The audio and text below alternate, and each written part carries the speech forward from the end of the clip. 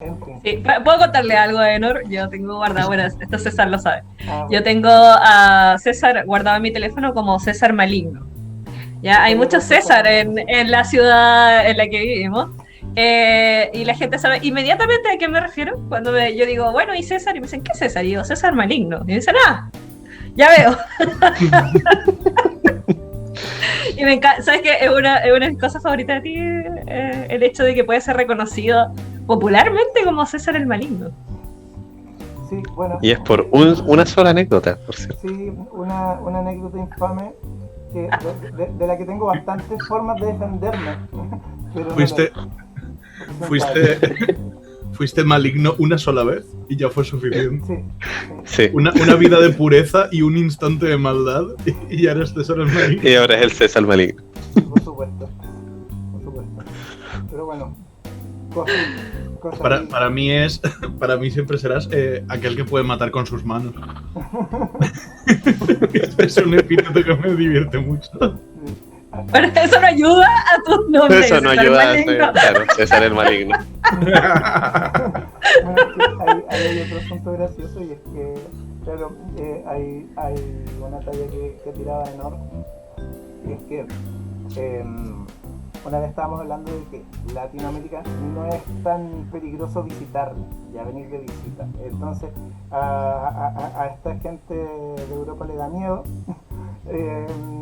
porque obvio las noticias muestran a las FARC y cosas así, dan miedo. El asunto es que yo digo un día, no sé, yo me siento súper seguro caminando por la calle y en los principios que ahí ellos están atrapados contigo. Sí. Son ellos los que tienen un problema cruzándose contigo, es cierto.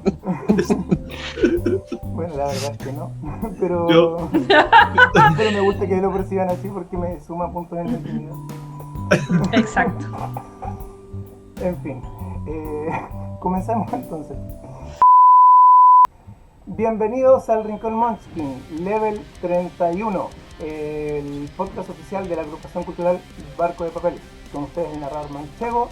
Tenemos acá a nuestra panelista Nami, a nuestro panelista narrador Abaddon, y nuevamente tenemos de invitado a Enor.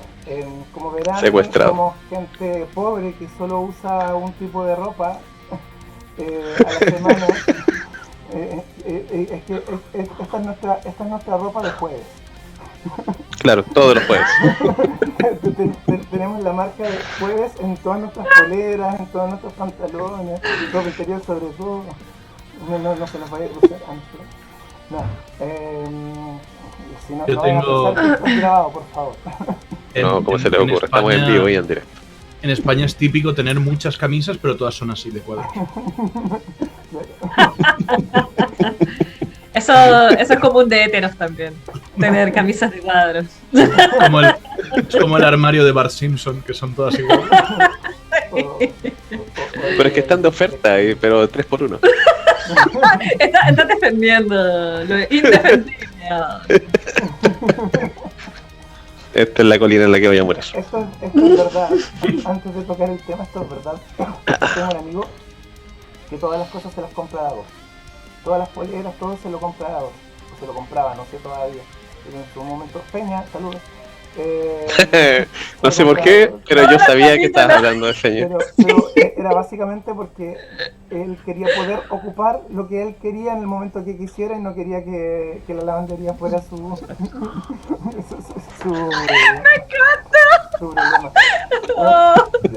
Me parece súper coherente. Bueno, en todo caso, si yo encontrara una chaqueta que me gusta 2 lucas, me compro 5. Ajá. Me compro 5. Yo tengo un amigo que es piloto de aviones, es piloto comercial. Y siempre que lo veo fuera de su trabajo, siempre visto igual. Porque compró 5 pantalones iguales, 5 camisetas iguales y luego tiene una chaqueta para el invierno. En donde vivo yo aquí el clima es súper estable. Y él dice que así no tiene que pensar, que es el uniforme de cuando no lleva el uniforme. Maravilloso. Preciso. Ahora, Pero de verdad, me gustaría exactamente igual. agregar Me gustaría agregar a toda la gente que nos escucha que este es un podcast de rol. En serio, no es mentira. Es un podcast de roleros Oye, eso divagando. también es relevante en Mira, el rol. mira, decir que Rinconman tiene un podcast de roles es como decir que Leyendo los 5 niños un juego de política, no, es de políticos. Este es un podcast de gente que juega rol. No, mentira, sí, de rol. Este es un podcast de corte y de etiqueta. De corte y etiqueta. Etiqueta en el rol. Me iban a dejar hacer un tema, Ahora, pero en todo no, caso, queríamos sí. solo leyendo.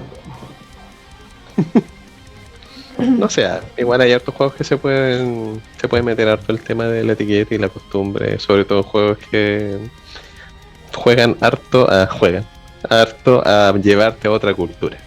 Sí, eso es verdad. Ahora, Pero se puede hacer incluso en vampiros. sí, no, La camarilla igual Sí. tiene caleta de... Sí, claro, pero me refiero Perdón, que un montón de- el potencial ahí es eso, sí que estaríamos viendo constantemente. Claro. Porque es un juego cuya finalidad es, pero por supuesto, Sí. es mucho más. Ya ahora sí, estamos divagando de nuevo. Ahora sí. Hoy día no nos tardamos nada, weón. Así como, No. hola cabros, divaguemos.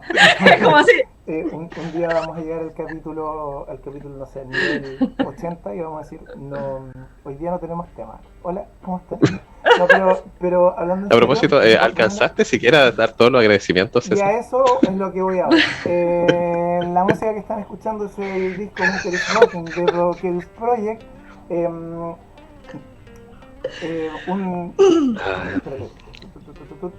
Es el layout y todo el trabajo de postproducción está hecho por Moonhawks, uno de los tripulantes de Barco de Papel. Y mandar un saludo a nuestra tienda amiga, ¿cierto? Por 3 juegos de rol y tablero. Muy mal yo, un capítulo que no los mencioné, pero ahí estamos. Ahora, ¿cuál es el tema de hoy? No es nuestros amigos que se visten con la misma ropa. El tema de hoy es algo que Tal vez algún día. que evitamos un poco hablar la vez anterior porque esto requiere un tema tratarlo, digamos, por separado. Merece un capítulo completo y es lo de las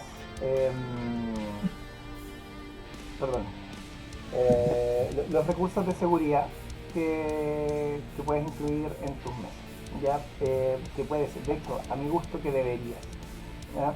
Es gracioso, aquí es donde, bueno, de nuevo este es un programa para adultos, pero es gracioso porque son exactamente las mismas que en el BDSM, así que un poco yendo para allá, creo, si no me equivoco, para también ir poniendo un temario que nos vayamos ubicando a través del tiempo. Hay 3 principales elementos de los que hablar que han generado algo de discusión y todo, que son la lista de consentimiento, la tarjeta X y el aftercare, ¿ya? Así que bueno, para quienes no vieron el capítulo anterior, nuestro invitado acá es Aenor, narrador de un canal de rol homónimo, ¿cierto? Ilustrador de Furry, entre otras cosas también, bastante bueno en Furry, y psicólogo gestal. ¿Cómo me olvido de lo que más te enorgullece? Qué mala amiga soy. Pero es una temática complicada de abordar. En realidad yo creo que todos tenemos mucho que decir y en realidad lo complicado es ver por dónde partir. Así que creo que le voy a... Partamos por el invitado. Le voy a dar la palabra Sí, yo sé. al invitado. Por favor. Mi trabajo es hablar de cosas complicadas. Quiero partir, porque este es el podcast en el que la gran mayoría de gente decide no ver, porque qué aburrido, sesiones de seguridad. Yo soy ese tipo de persona que nunca ha necesitado una medida de seguridad en mesa. Pero Aenor, tú eres psicólogo, te especializas en el dolor y tal. Sí, también es cierto eso. Pero yo nunca he necesitado parar un juego o parar una mesa, parar un algo. Pero quiero nombrar quiero dar voz a un amigo que viene a mi memoria con esto, que decía, si tú nunca has necesitado una tarjeta X o parar un juego porque la intensidad era demasiada, está bien. Es que el sistema de seguridad no es para ti. El sistema de seguridad es para la gente que esté más vulnerable en la mesa. Tu trabajo no es utilizar el sistema de seguridad, tu trabajo es respetar al resto de jugadores. Y por eso es importante ver este podcast. En caso de que digas, yo nunca he necesitado parar, no, tú no, pero vas a tener que parar el juego por tus compañeros. Vas a tener que estar pendiente y si un compañero está sufriendo, tú también tendrás que parar el juego. Así que, quédate a vernos. Efectivamente, mira qué buena introducción, porque justamente es uno de los principales argumentos a favor de este tema. A mí personalmente me pasa que yo no tengo nada en contra de la gente que está en contra de hacer esto, pero sí estoy en contra de invitarlos a jugar con mis jugadores, porque es exponerlos a mis jugadores. ¿Ya? Entonces yo puedo compartir mesa, pero que sea la mesa de otra persona, básicamente, porque y todo bien, así, muy bien. De hecho, hace poco Ricardo sabe porque tuvimos esta conversación con un amigo. Hola, espero estés viendo esto. Y yo le dije, y parecía enojado. Después me habló y me dijo, oye, ¿estás enojado conmigo? No, amigo, sí, nada que ver. Pero le dije, no voy a poder invitarte de nuevo a una mesa mía, porque él dijo, yo no entro a mesas que pongan listas de consentimiento. Y yo le dije, yo no invito gente que no acepte mesas de convencimiento, de consentimiento. Así que tienes que, o sea, no te voy a poner error de nuevo. Cosa que tampoco es tan cierta porque tenemos una mesa de 2 players junto con Ricardo y bueno, nos conocemos tanto los tres que en realidad no la necesitamos a esta altura, pero es porque ya ha pasado mucha agua bajo el puente. Y yo creo que tarjeta X sí obviamente hace de todos modos. Y de hecho Aftercare igual, porque uno nunca sabe, nunca. Pero eso, ¿podríamos partir por la lista de consentimientos, les parece? Razonable. A ver. Partamos definiendo qué es. Sí, bueno. ¿Tomo la palabra yo? ¿Lo tomas tú, Ana? Aenor, yo. No, no quiero que nos atropellemos. Ya. Bueno, la lista de consentimiento básicamente es una lista de posibles cosas que pueden aparecer en mesa, donde tú dices qué estás dispuesto a tolerar, y a mí me gusta harto hacerlo a qué nivel. Ya me gusta mucho el sistema de semáforo, verde, amarillo, rojo, porque por ejemplo a mí me pasa, yo tengo algunos triggers, hay cosas que a mí me incomodan, pero a mí no me gusta que se deje nada fuera de juego. Para mí todo puede ocurrir en mesa, pero por ejemplo, si tú me muestras una escena de violencia policial, ok, muéstrame una escena de violencia policial, yo la he vivido en directo, así que si tú te vas a estar burlando en mesa, si tu intención con lo que estás mostrando es reírte de los que están siendo apaleados, yo me voy a ir de la mesa. O sea, si no hay tarjeta X, voy a decir permiso, esta mesa no está bien. Entonces es importante también que no sea binario, ¿cierto? Verde o rojo. Es importante ser capaz de matizar y cuando estamos en el amarillo decir por qué amarillo, cuáles son tus límites, dejarlos muy claros, tanto para el narrador como para los jugadores, y de hecho a mi gusto de parte del narrador hacia los jugadores, porque igual hay que acordarse que el narrador igual es un jugador, es otro jugador distinto, pero que tiene otro tema, tiene más responsabilidad, porque todos se exponen a lo que él crea, pero también es cierto que si a mí como narrador me ablanda que la gente maltrata animales y no lo tolero, y mi jugador en mesa lo va a hacer, al ser esto una experiencia inmersiva, yo no voy a ser capaz de gestionarlo, entonces tengo que, por responsabilidad hacia mí, decirlo igual. Claro.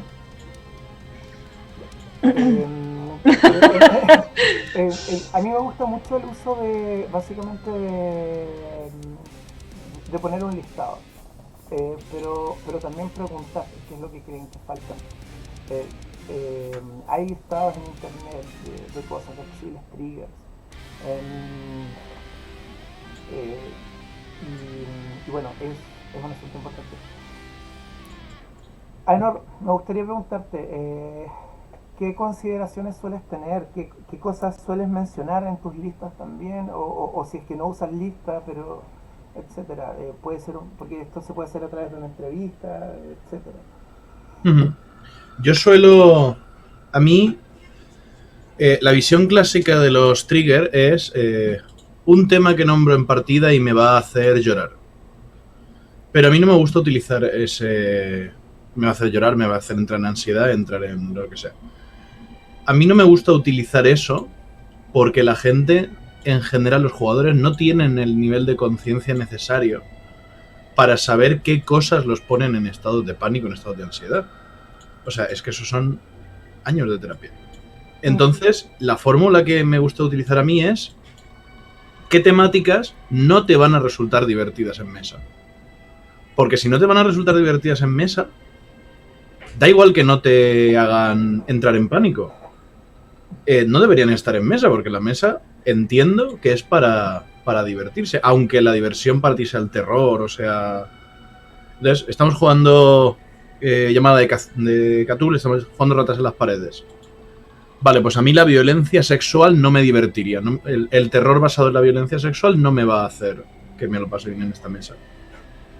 Y cuando enfocas los límites como esto no me va a hacer, esto no me va a divertir, las defensas bajan mucho. La gente se anima a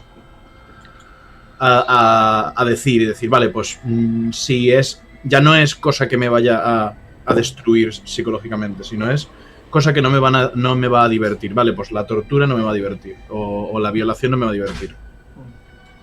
Y esos son límites. Es una manera de lograrlos porque la gente no se visualiza.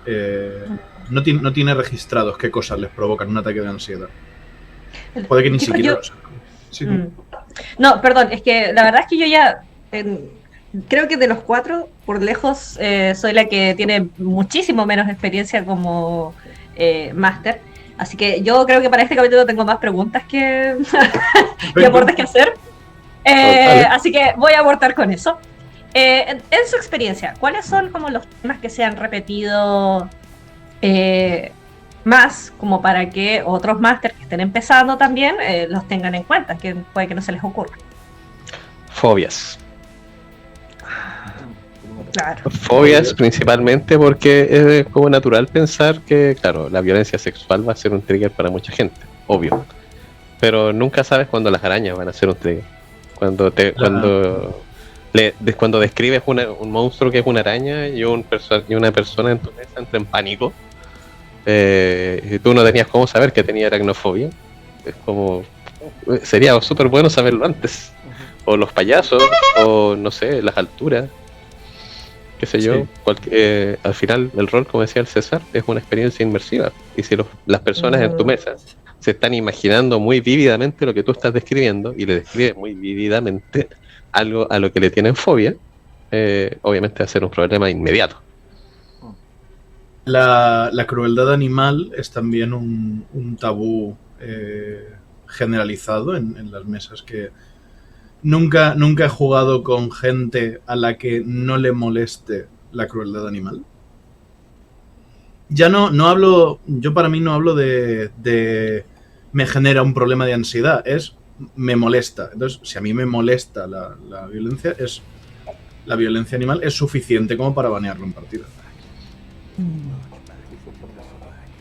Es verdad. Bueno, de hecho hace poco ocurrió algo que este saludo al amigo que hicimos fue a propósito justamente de una mesa en la que no se hizo esto, porque acá por lo menos entre los grupos que yo frecuento acá en Chile, es tan nuevo que se practica poco. La gente, muchos saben, pero no se acostumbran a hacerlo. Yo he tenido algunas mesas hace no demasiado tiempo, no sé, hace un año, etcétera, en el que la comencé y fue como, "Oh, no lo hice". ¿Ya? Estamos muy en esa etapa por acá. Entonces, ocurrió que estábamos jugando Leyenda, de hecho fue la mesa que narra Ricardo, que es el narrador Abaddon. Y yo dije, bueno, estamos en un contexto medio como Japón feudal. Mi personaje va a hacer un comentario machista, pero un poco por poca conciencia, un poco inocentón su comentario machista. Pero fue a propósito, ¿ya? Y llegué y lo tiré nomás, en el momento, ¿verdad? Seguí con la escena y todo. Y después, cuando ya esto había continuado, terminó la sesión, todos estábamos bien, yo pregunté en el grupo, oye, tal vez, en especial porque hay una jugadora ahí, dije, le puede haber molestado a ella o tal vez a otra persona igual, porque al final el machismo nos afecta a todos, entonces y pregunté en el grupo, ¿a alguien le molestó? Alguien manifestó que le sorprendió porque en los juegos de AEG dan mucho espacio a dejar eso de lado. Yo expliqué el por qué lo hice y le pregunté después específicamente a la chica y me dijo, sí, mira, la verdad ya sufro suficiente el machismo fuera la vida de real para venir a vivirlo acá. Y me dijo, pero no te preocupes porque tu personaje ya es así. Y yo le dije, no, mi personaje pudo haberse referido a otra cosa y elegir mal las palabras. No, mi personaje no va a venir la policía del rol si ignoro que dije eso.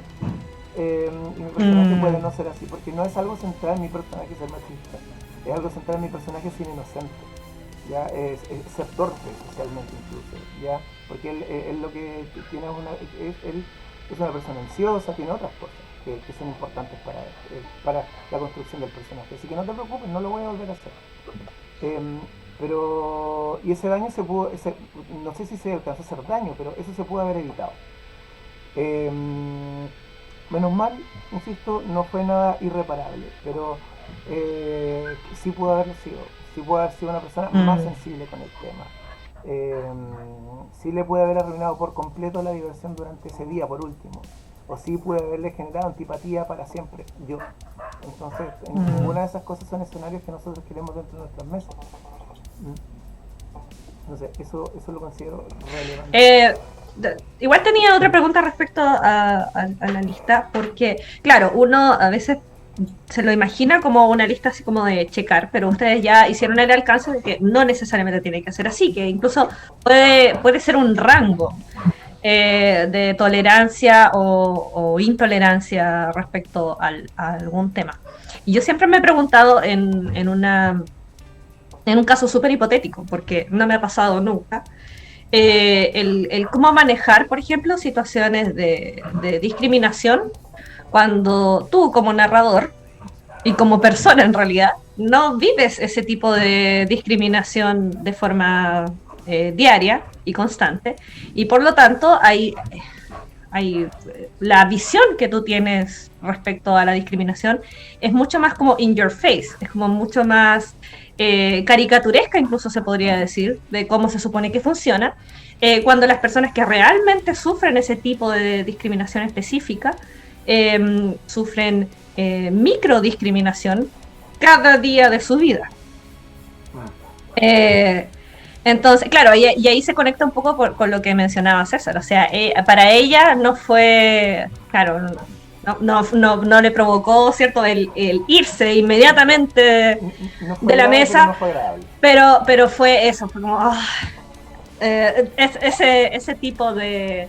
Y yo siempre me he preguntado, porque no me ha tocado hasta ahora, o sea, yo, por ejemplo, me he enfrentado a tener jugadores que usan personajes que son parte de la comunidad LGBT o que sencillamente no son heterosexuales, pero para mí eso no es problema, porque yo también soy de la comunidad LGBT, no me cuesta en el fondo imaginarme qué problemas podrían tener o qué cosas puedo decir y qué cosas no puedo decir, con qué puedo bromear y con qué no puedo bromear. Pero para mí, por ejemplo, estaría como preocupada de ofender a alguien por temas raciales. Porque yo soy una persona con privilegios por tener una piel blanca en un país latinoamericano. Eso ya me pone en un pedestal racial lleno de privilegios de los que no me doy cuenta. Y hay cientos de micro discriminación que no noto y que probablemente, o sea, como que de repente pienso así como, bueno, si me llegara a pasar, probablemente lo voy a embarrar en algún momento. Y ¿cómo lo evito, en el fondo? Bueno, igual un alcance, un comentario que voy a hacer, pueden estar en desacuerdo conmigo, pero a mí me gustaría mencionarlo, pero la mayoría de esas cosas no es que sean privilegios, es que son derechos. El problema es que a los otros no se les respeta, pero no deberíamos enfocarlos como privilegios a mi gusto. Pero ese ya es un tema muy, muy presente. Yo quiero pedir la palabra porque quiero que el europeo hable de privilegios. Ante todo tengo que ser consciente de quién soy. Para mí, ¿cómo lo vivo yo? La sensibilidad se tiene que tomar desde el punto de vista de la persona sensible, no desde el punto de vista propio. Porque si yo evalúo el tema racial desde que yo soy un hombre blanco europeo, para mí no hay ningún problema racial. Claro. Ese es el error de todo el tema racial. Yo tengo que tener en cuenta la sensibilidad de la gente para la que le supone un conflicto, porque claro, el cuidar el tema racial no es para mí, es para ellos. Es una cuestión de empatía, es una cosa que yo ofrezco hacia afuera. A mí me gusta mucho jugar personajes misóginos, personajes machistas, personajes racistas, con actitudes muy arcaicas, porque a mí me gusta el rol histórico y a mí personajes que plasman eso nos traen de cara el ostras, cómo hemos cambiado como sociedad. Y para todo eso tengo que pedir permiso. Y yo tengo que decir en mesa, oye, yo quiero meter un personaje que sea abiertamente homófobo. Y no solo, lo duro de este personaje no es que sea abiertamente homófobo. Lo duro de este personaje es que en 1950 va a ser normal y no vais a poder decirle esto está incorrecto. Porque el tipo lo va a decir con toda la razón del mundo y en ese contexto va a ser cierto. No todo el mundo quiere jugar eso. Entonces, más allá de... Para mí es una cuestión más sencilla que derechos o no derechos. ¿Es divertido o no es divertido? Porque al final estamos jugando. Entonces, yo tengo derecho a expresar un personaje misógino ya, pero a mí no me divierte. Vale, no lo voy a hacer. Sí, eso es verdad. Eso es cierto. Bueno, de hecho, por lo menos en las partidas históricas es mucho más delicado, es mucho más importante el tema del consentimiento que en fantasía. En fantasía podemos hacerlo todo mucho más friendly para todo el mundo, que sigue siendo fantasía, los límites históricos son más fregados. A ver, yo igual quiero... Mira, por favor, ¿podemos poner un pin al tema del rol histórico? Porque de verdad que eso yo creo que da para mucho y ahí sí que tengo mucho que decir, pero eso, pongamos un pin. Eso, ahora sí, Ricardo, disculpa. O sea, como volviendo a la pregunta original de la Nami, ¿cómo plasmarlo? La verdad es que es súper difícil. ¿Ya? No, si bien es como algo que puede ver como más empáticamente como los problemas de otras personas que sufren por cómo los trata la sociedad, es difícil plasmarlo cuando lo estás narrando. Lo que yo hago personalmente, cuando tengo algún jugador que tiene un personaje que va a sufrir algún tipo de discriminación y está consciente de que la va a sufrir, ya no hablemos de fantasía donde su personaje va a ser como ya, ok, es LGBT o es tal o cual raza, o, ya. Si es fantasía, eso se puede tomar como no importa. Pero en otros juegos de rol que son más, no sé, Mundo Tinieblas, por ejemplo, donde temas de discriminación no solo son cosas que existen, pueden ser y van a ser puntos bien centrales en la trama, porque el mundo de tinieblas es así. Es un rol urbano no necesariamente deprimente, pero sí es una visión bien oscura de la realidad del mundo. Y la realidad del mundo es que la discriminación existe. Y el mundo de tinieblas no solo existe, es peor. Lo que yo hago personalmente es, como no puedo directamente vivir esa discriminación, voy al arreglo más parche y leo, no sé, entrevistas, leo, no sé, leo en redes sociales, leo, no sé, experiencias, me documento nomás, dentro de lo que puedo. Pero siempre soy bien, ¿cómo decirlo? Voy como muy de a poco escalando eso. Como ya, ¿hasta dónde puedo llegar con esto? Eso igual tengo que tener un balance. Tengo que tener un balance en lo que es realista dentro del juego y lo que mis jugadores pueden aceptar. Claro. Y ahí como que trato de hacer un... Eso tiene que ver un poco con lo que hablábamos en el capítulo anterior, de que en el fondo la sesión cero tiene que ser constante, ¿cierto? Porque si tú tienes, por ejemplo, en la mesa una persona racializada, ¿cierto? Que vive discriminación constantemente, eso igual es una retroalimentación constante que puedes hacer ahí, o sea, tanto tu jugador como tú como máster pueden aprender mucho en el fondo del otro y de cómo lidiar con eso. Sí, bueno, un poco hay que recordar que el rol es una experiencia social y la empatía se alimenta a través de eso. ¿Sí? Entonces sí. Podríamos ir pasando al tema de tarjeta X. ¿Algo más que decir aquí? ¿No? Creo que no. Ya. Perfecto. Bueno, la tarjeta X, para quien no lo sepa, es el equivalente a la palabra seguridad que ocupan en el sadomasoquismo, ¿cierto? Muchas veces se usa la palabra de seguridad, en especial es fácil hacerlo cuando lo hacemos en línea, pero es difícil elegirla porque no sabemos qué palabras no vamos a usar por casualidad. Es gracioso porque no sé, pienso en la partida que voy a comenzar pronto de Vampiro en el 99 y yo digo, ya, ¿qué palabra uso? Pokémon. No, es que ya había salido y de hecho estaba de moda, maldición. La probabilidad que usa Minecraft. Claro, Minecraft. Sí, como que tengo que pensar en algo, pero eso, hay que pensar justamente, es súper bueno el ejemplo porque al final hay que usar algo que esté muy descontextualizado para eso, que no vaya a jugar. Esa corrección política. Creo, claro, el término ya existía, lo que pasa es que sí, pero que ahora está muy manoseado. Había que hacer grupos interraciales. Por eso el Power Ranger, la amarilla es asiática, el negro es afroamericano y bueno, así es como intentaban hacer corrección política en los 90, y para que vamos a engañarnos, era así. ¿Ya? Hay un youtuber que se llama Puto Mikel, que él dice que dice, no son racistas, son ordenados. Cada uno racista no, ordenado. Pero bueno, sí.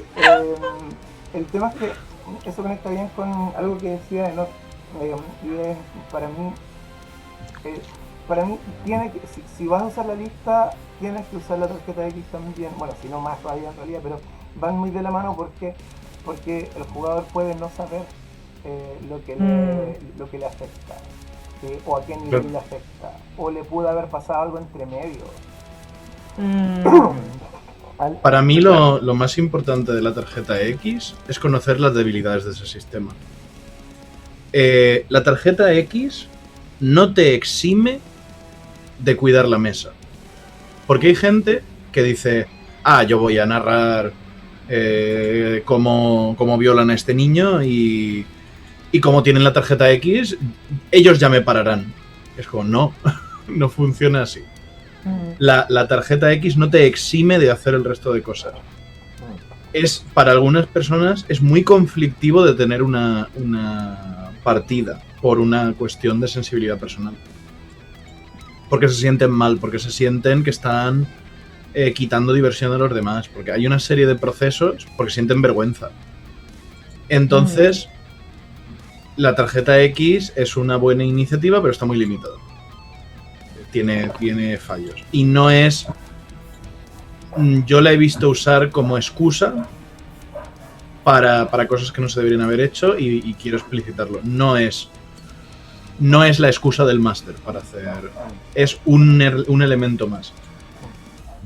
Es un botón de pánico. Es un botón de pánico. Sí. La idea es que no necesitas tocarlo. Claro. El botón de eyectar. ¿Vas a poner a tu avión porque tienes un botón de eyectar? No. Claro. Y al igual que en el otro, perdón, es una pregunta, al igual que en el otro, no necesariamente tiene que ser cosas como que universalmente se creen malas y horrendas, ¿cierto? Puede ser, o sea, literalmente cualquier cosa que... La tarjeta X se utiliza situacionalmente, es lo que significa la tarjeta X es esta situación que se está jugando aquí y ahora, yo no quiero vivirla, por la razón que sea. Claro. Justamente. De hecho, iba a decir que bajo la misma lógica de la gente es que uso tarjeta X, no se sostiene mucho el argumento porque de verdad quieres hacer una partida donde constantemente tus jugadores te están parando. ¿Crees que va a quedar bien esa partida? No soporta mucho el cuestionamiento esa lógica. Yo creo que Sí. básicamente, más allá de si la persona que defiende esto es madura de por sí, pero significa que ha madurado poco el concepto, digamos, que le falta explorarlo un poco más, entenderlo. Es complejo. Y aquí esto me interesa mucho saberlo de parte de Adenor, justamente que entiendes del tema. Para mí al menos, cuando alguien saca tarjeta X, no se detiene la escena, se detiene la sesión. Porque si sacaron tarjeta X, insisto, es emergencia. Después se ve si se continúa o no según el criterio de la propia persona, pero se salta de tarjeta X significa saltarnos todo el protocolo hasta el aftercare de inmediato. Sí, justo yo quería sacar ese tema. Para mí, en la sesión 0 hay que explicitar cómo funciona la tarjeta X y decir cuál es el protocolo. Porque lo que dices tú está bien, pero si para ti la tarjeta X en tu mesa implica parar todo y yo soy una persona tímida, yo jamás voy a usar tu tarjeta X. Claro, no se va a atrever. Porque no me voy a atrever a detener, a ser tan centro de atención. Encima, si yo estoy mal, si yo me siento mal y me siento estúpido por estar mal y me siento agobiado, yo no quiero levantar un papel que diga todos paren lo que están haciendo y háganme caso. Es lo último que yo quiero hacer. Entonces, a mí me gusta decir, vale, y cuando se levante la tarjeta X, ¿qué va a pasar? Yo tengo un jugador al que quiero mucho, que tiene un trigger muy fuerte con un aspecto muy concreto. Y lo que él dice es, yo tengo este trigger. Si este trigger surge en partida, porque además es una cosa que puede salir, es como si yo os digo, tengo fobia a cuando los perros son agresivos. Pues, si esto sale en partida, lo que voy a hacer es, me voy a levantar, me voy a marchar, y cuando acabe, vosotros seguís, y cuando acabe esta escena, me avisáis y vuelvo. Y esa es la manera que tiene esa es la manera en la que a esta persona le gustaría lidiar. Porque lo que dice este Claro. amigo mío es, yo no quiero que dejéis de jugar. Yo me siento mal si dejáis de jugar. Yo lo que quiero es que juguéis sin mí. Entonces, para él, la tarjeta X funciona de esa manera. Entonces la tarjeta X siempre tiene que ser conversada, incluso...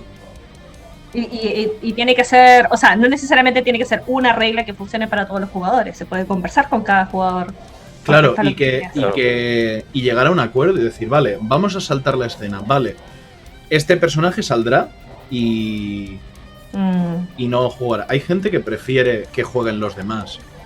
Claro. Si a mí me pone mal esto, porque voy a quitar, me siento peor cuando los demás no pueden jugar por mi culpa.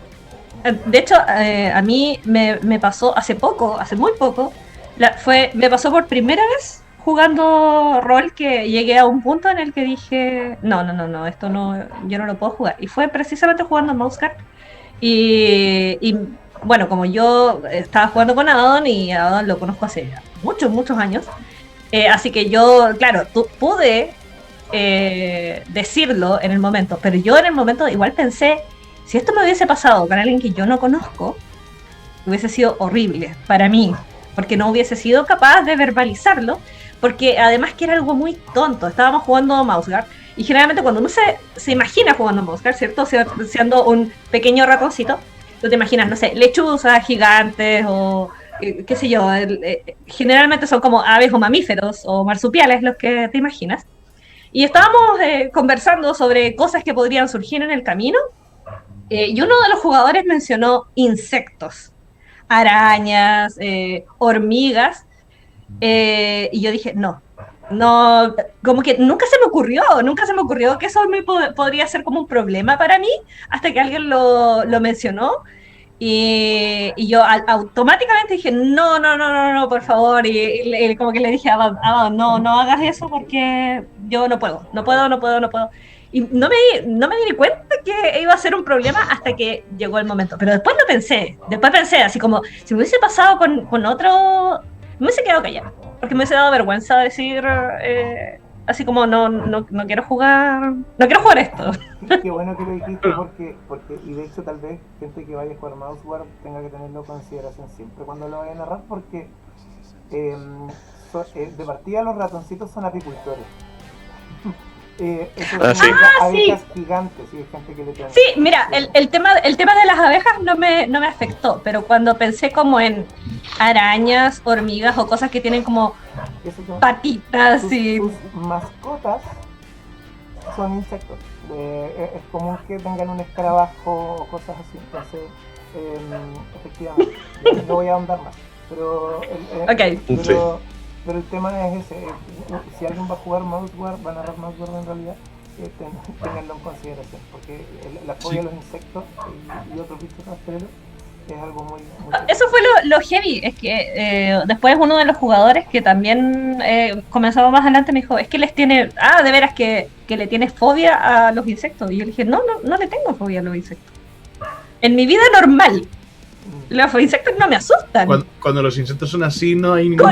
Exactamente, eso fue. La idea de un bicho monstruoso fue la situación que dije, no puedo jugar esto. O sea, al menos ese aspecto. Sí. Igual es bueno saber que a veces los jugadores no se dan tanto cuenta de qué situaciones podrían vivir en tal o cual juego. Mouse Guard, por ejemplo, podría ser complejo para jugadores que no se han dado cuenta que como ratón tú eres la base de la cadena alimenticia. Ahí es distinto, por ejemplo, como hay un montón de monstruos que te quieren comer cuando juegas Calabozos y Dragones, pero cuando eres un humano o un elfo o lo que sea, tú no eres la base de la cadena alimenticia. Tú puedes ser un cazador, puedes defenderte de ese dragón si quieres. En Mouse Guard no. En Mouse Guard, si te sale un mapache, tú puedes sobrevivir si ganas. Y si no ganas por harto, es posible que tú o uno de tus compañeros muera porque se lo comieron. Y eso puede ser un trigger importante para algunas personas, que no se van a dar cuenta cuando ven las imágenes bonitas del manual, de los ratoncitos con su espadita. La reacción de Nami me ha gustado mucho por lo que decía antes. No es necesario que tú entres en pánico y pierdas todos tus recursos para usar la tarjeta X. Basta con decir, vale, me acabo de dar cuenta de que esto a mí no me va a divertir en mesa. Claro. Yo no quiero. Lo voy a pasar mal, claro. Sí, bueno, claro. De hecho, para mí la tarjeta X era flexible antes de esta conversación, en el sentido de si se sigue jugando o no, que lo elija el mismo jugador o jugadoras, etc. pero en realidad tienes razón, el recurso debería ser planteado como atrévanse a decir que algo les está afectando y fin. Si alguien necesita que paremos, existe esta palabra de seguridad, pero si alguien, no sé, quiere simplemente salir dando una mesa, etcétera, y hacer la invitación, creo que es súper correcto. Como que me acaba de abrir un poco la mental respuesta. Igual de pronto es bueno hacerlo de forma privada con cada jugador también. Sí, por algo existe WhatsApp y un montón de otras herramientas tecnológicas para hablar con tus jugadores fuera de la mesa también. Sí, algunos probablemente también, que la gente que es tímida no se va a atrever a decir al frente de otras personas que le tiene miedo, no sé, a las arañas. Ponte tú. Claro, cuando uno es jugador a veces le pone mucho peso a eso. Es como, no, ¿cómo voy a jugar este juego si tengo miedo a las arañas? Obviamente, D&D, cada vez que nos metamos en una cueva, obviamente van a haber arañas gigantes, qué sé yo. Pero no, cuando eres narrador te das cuenta que, oye, le tengo miedo a las arañas, ok, y la tarjas de la lista de, no sé, 100 monstruos que puedes poner ahí. Qué terrible. Es como, Nanami me dijo, no quiero arañas, ok, les tiro una serpiente. Claro. Los mató igual que lo iba a matar la araña. Luego, hay una cuestión, bueno, perdón. Dale. Qué educados los dos. Hay una cuestión que estaba pensando que para mí es también muy importante, y es que un mismo tema es un trigger a distintos niveles de intensidad. Porque si yo te digo, hay una araña, la araña te ataca y te hace 5 puntos de daño, yo dudo que nadie, a menos que tengan problemas graves, nadie tenga problemas en jugar D&D así. Claro. Pero si yo te narro cómo te quedas atrapado como Frodo y cómo la araña te...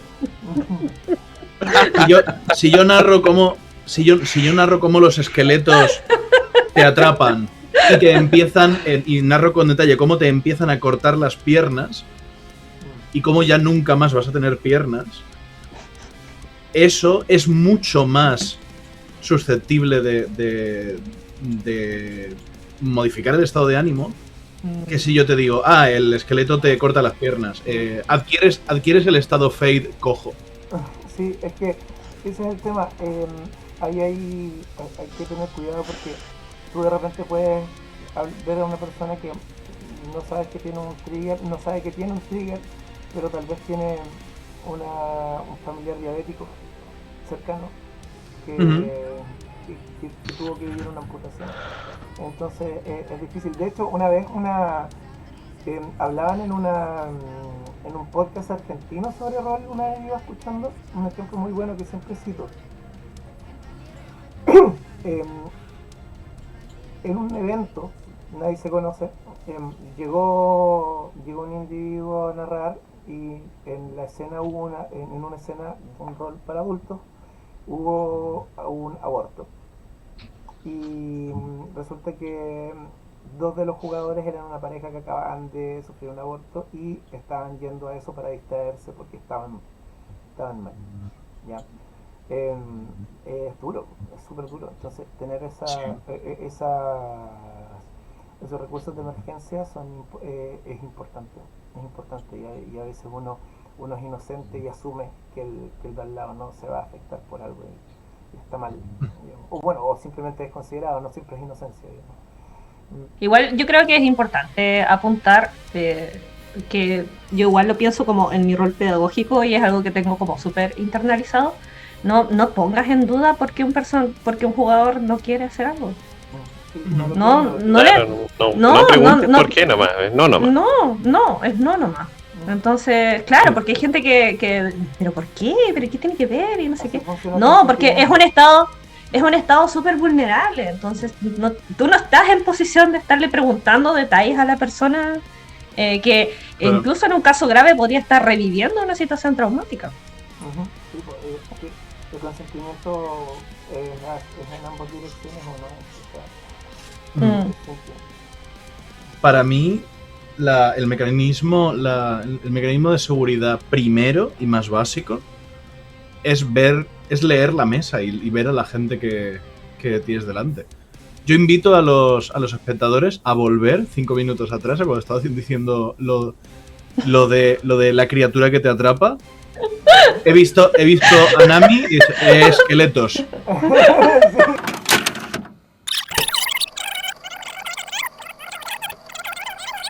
Un par de ideas, sí.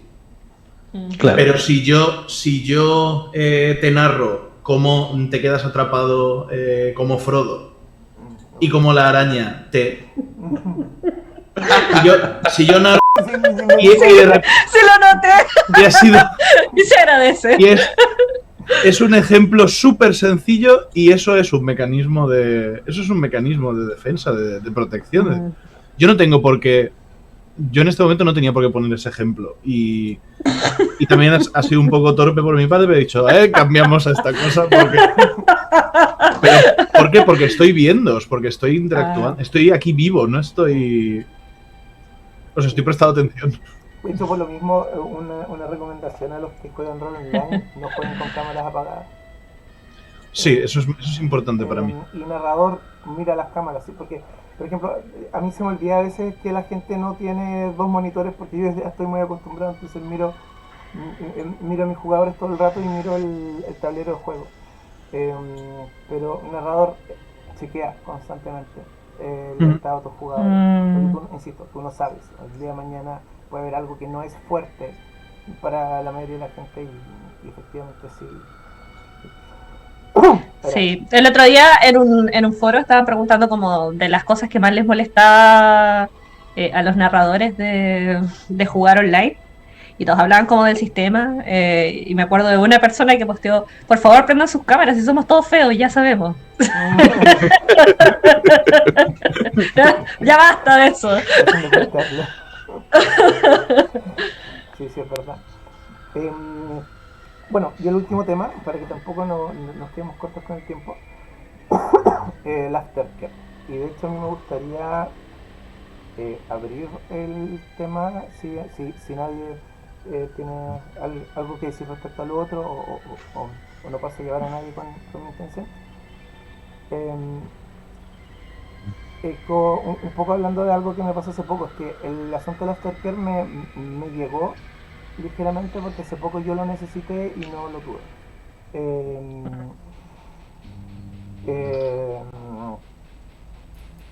Y me hizo entender la importancia, porque también yo en mi inocencia yo decía, bueno, si narro algo fuerte era aftercare.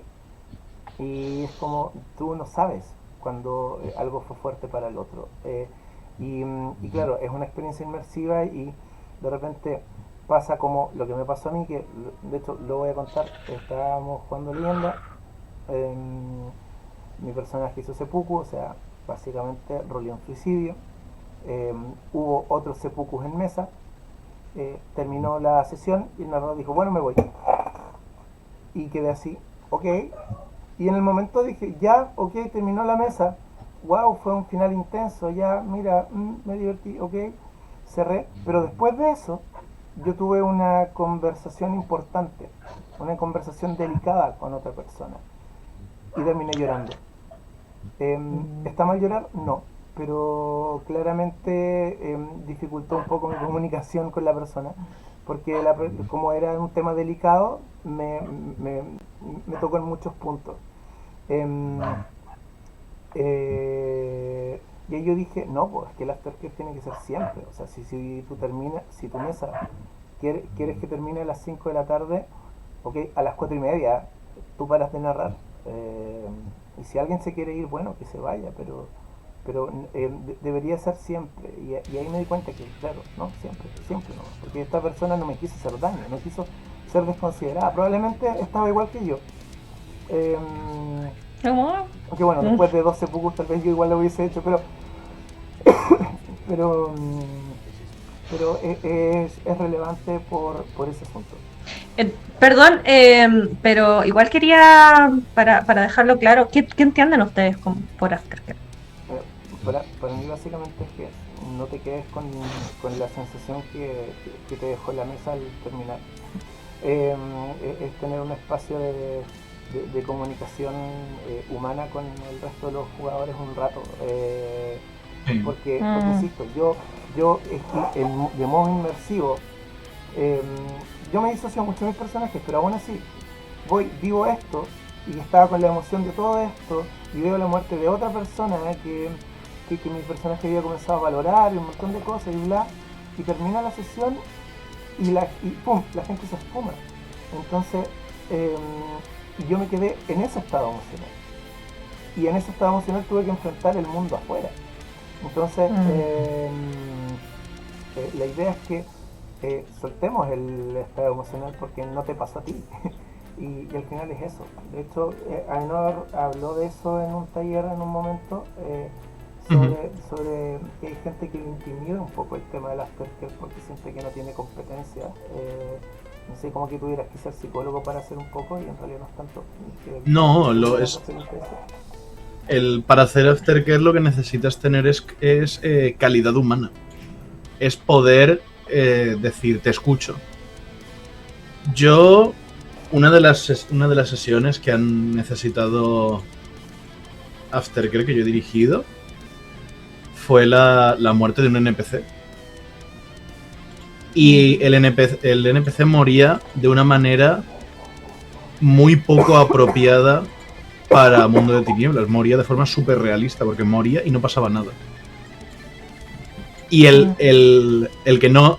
Y moría y no pasaba nada sobrenatural y nada, simplemente moría. Y eso a algunos de los jugadores los conectó con la muerte real. O sea, esa muerte era demasiado cruda. Y estuvimos hablando de ese NPC y decía, joder, es que era tal, era cual. Y dimos un espacio a esas sensaciones que habían surgido, que se habían movido. Entonces, ya con ese hablar, decir, ostras, me ha impactado esto otro, me ha hecho sentir triste. Eso ya suele bastar para que la persona acabe de digerir lo que ha pasado. Y que no lo digiera él solo en su casa haciendo otra cosa, sino que lo digiera en compañía del grupo y sobre todo el decir, me ha impactado la muerte de este personaje y que otro jugador te diga, sí, a mí también me ha impactado. Y dices, vale, pues no estoy loco, es que ha sido impactante. Me veo reconocido en mis compañeros.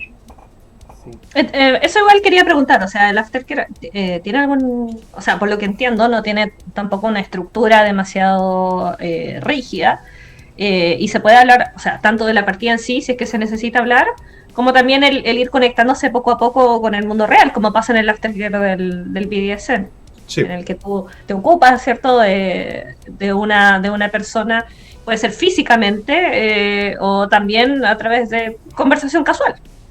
Donde lo vas trayendo de a poquito de vuelta al mundo cotidiano. Sí, el aftercare del BDSM tiene este componente físico porque interviene una práctica física. Exacto. Aquí sería... Espero que no haya componente físico, a menos que hagan LARPs, que hagan rol en vivo. En caso, ¿no? Bueno, y te lleva un espadazo. Una persona... Una persona que haya estado en un rol en vivo en el que hay violencia simulada y tal, necesitará también un aftercare físico. Un abrazo y una manta y un chocolate. Sí, o sea... Pero... Es eso, es hacer una transición y que la persona no tenga que deconstruir toda la ficción ella sola. Yo tengo una pequeña técnica en mis grupos online, no siempre la uso porque no siempre hay ánimo de eso, pero está súper de moda este jueguito, el Gartic Phone.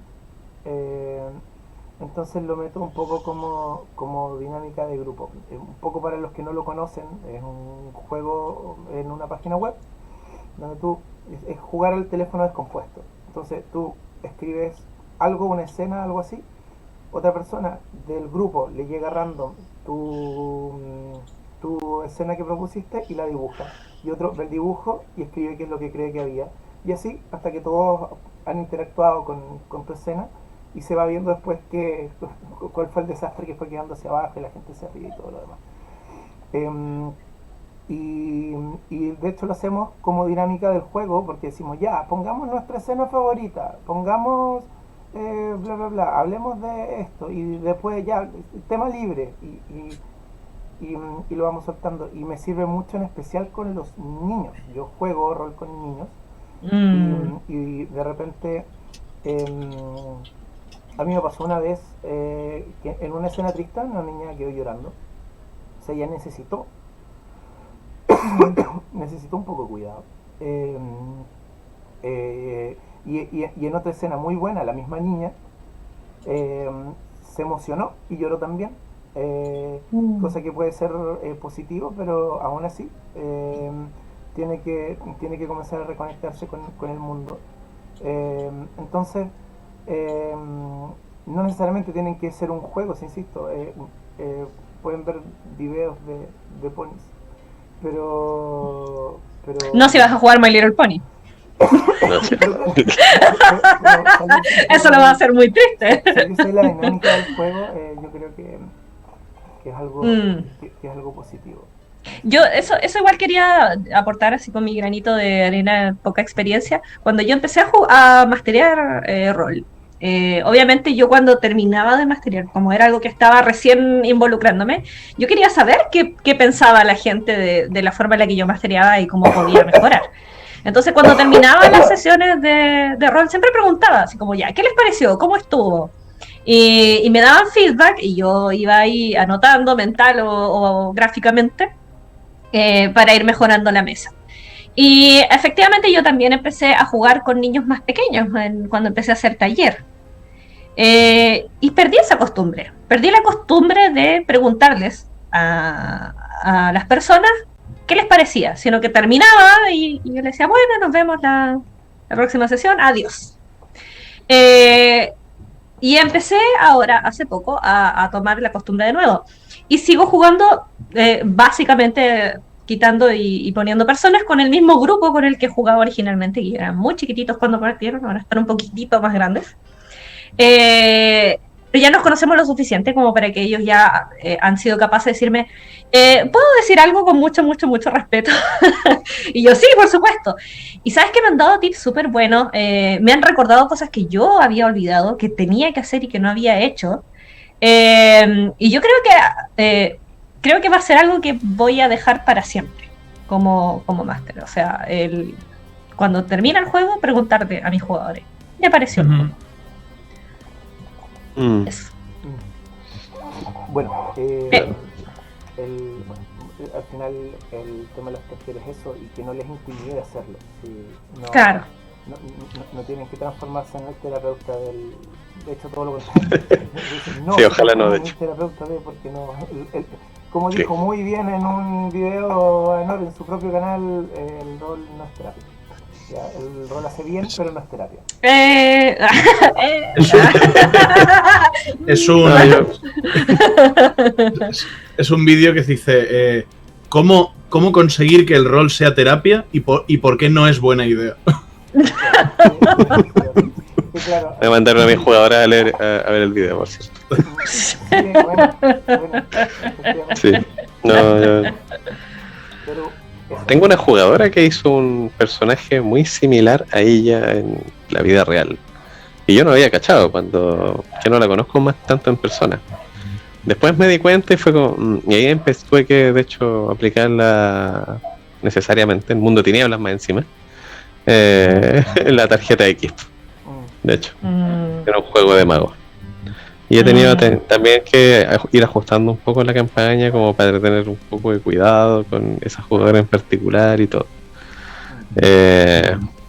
Así que ese es otro punto importante, que igual no es que la gente necesariamente vaya al rol en busca de terapia, pero puede que no se estén dando cuenta que es más o menos frecuente que tu primer personaje, y de hecho no necesariamente solo el primero, tenga harto de ti como persona. Claro, te proyectas mucho en tu personaje y es como común. Y hay que tener cuidado con eso. ¿No? ¿Ibas a decir? Respondo desde la terapia. La... ¿Cómo lo explico? La mente humana tiene un deseo de autorreparación. De la misma manera que la mente humana tiene un deseo de aprendizaje, y aprender es un proceso natural, y los niños aprenden naturalmente, las personas, a menos que tengan un nivel de daño severo, tienden a estabilizarse y tienden a elegir cosas que les estabilizan. Entonces, para mí no es extraño que una persona que tiene un problema con la agresividad elija un personaje agresivo. Es un proceso saludable normal. El problema viene con pretender que eso sustituye. Es como decir, tomar un batido de deportista es saludable, sí, porque no te va a matar. Tomar un batido de deportista es una comida, no es una. No puedes alimentarte de eso de forma razonable a largo plazo. Claro.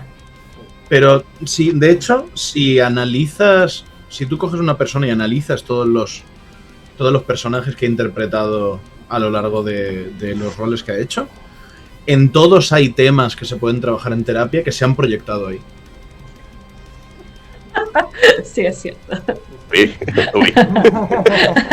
Yo, ¿sabes qué? Hay algo, porque igual estamos como un poco cerca del final, y había algo que yo quería agregar así como con mucho interés respecto a este capítulo. Y es que, por lo que yo he observado al menos, la resistencia que existe con este tipo de sistemas, ¿cierto? La preparación que existe con este tipo de cosas, nace en el fondo con lo defensiva que se puede volver la gente, y en el fondo el miedo que hay detrás de equivocarse y hacerle daño a una persona, ¿ya? Porque ninguna persona se considera personalmente una persona mala, nadie se considera malo, y la gente atribuye a hacerle daño a una persona como para considerarse malo a sí mismo, o sea, como inherentemente malo. Y yo creo que de ahí nace un poco esta como defensa que existe en algunas personas, de decir en el fondo, si yo admito que hice una acción que dañó a esta persona, significa que yo soy malo. Si lo acepto, significa que yo acepto que soy malo. Y es, o sea, de partida, eso es inevitable. En algún momento tú vas a decir algo o hacer algo que le va a hacer daño a otra persona. Lo importante es que sean capaces de conversarlo como personas racionales, y aceptar qué es lo que puedes tomar de ahí para poder cambiar y mejorarlo, ¿cierto? Y si es algo que tienes que reparar, hacerlo y tratar de escuchar a la persona. Tampoco nadie está tratando de atacar a nadie. O sea, cuando yo le digo a una persona, ¿sabes qué? A mí me molesta esto que hiciste, en el fondo no estoy tratando de atacarlo, sino tratando de que esta persona empatice, ¿cierto? Y que tratemos de encontrar un punto en común. Entonces, mientras menos defensivos en el fondo sean con sus jugadores, y al revés, mientras menos defensivos sean los jugadores con su máster, la relación que existe entre ustedes y todo problema que pueda surgir, que va a surgir, porque eso es inevitable, ya las relaciones entre personas generan conflicto, así de sencillo, se van a poder solucionar y van a poder continuar jugando sin que eso les afecte para siempre. Yo a día de hoy no he narrado ninguna mesa en la que no sienta deseos de matar a un jugador. ¡Ay, sí! ¿Un jugador o un personaje? Sí. ¡Sí! ¡Sí! A un jugador. Es como... Sí. Tomaré esta decisión que es estúpida y enfada a mis compañeros de grupo. ¿Estás seguro de eso? Uh-huh. Sí. Pero totalmente, de hecho la haré aún más molesta. Es lo que haría mi personaje. Y yo, Que es lo peor que puede pasar. tomaría un avión, iría a tu casa, te buscaría en la noche y te estrangularía. Eso, no hay partida que yo haya dirigido en la que no haya sucedido eso. Claro, claro que sí. En fin, estamos en la hora, así que esto Sí. fue el Rincón Munchkin Level 31. Muchas gracias a Enor nuevamente por acompañarnos. Por favor, pásense por las redes de Enor, van a estar compartidas abajo en la descripción del video. Si es que nos están viendo en YouTube. Y también pasen por YouTube y revisen el otro capítulo, ¿cierto? Anterior que hicimos con él, donde también nos explica de manera un poco más prolongada lo que tiene en su canal. Pero hay hartas partidas interesantes, rol histórico, sobre todo, no solamente algunos talleres y cosas de mayor interés. Sin nada más, ¿algo más que decir alguien antes de cerrar? Creo que nada No, más. estuvo como denso. Sí, estuvo bien. Sí, estuvo bien denso. Vamos a mencionar que resto de... Bueno, ante todo que tengan buen rol, pero rol con responsabilidad. ¿Ok? Chao.